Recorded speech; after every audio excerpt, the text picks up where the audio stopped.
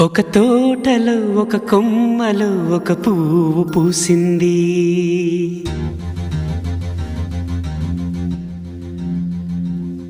మహారాణిలా మహాలక్ష్మిలా ఆ పువ్వు నవ్వింది.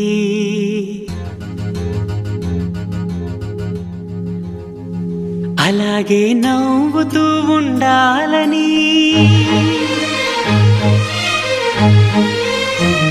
అలాగే నవ్వుతూ ఉండాలని నింగి నేల వాగు వంక చెట్టు చేమ గువగూడు ఆశీర్వదించాయి.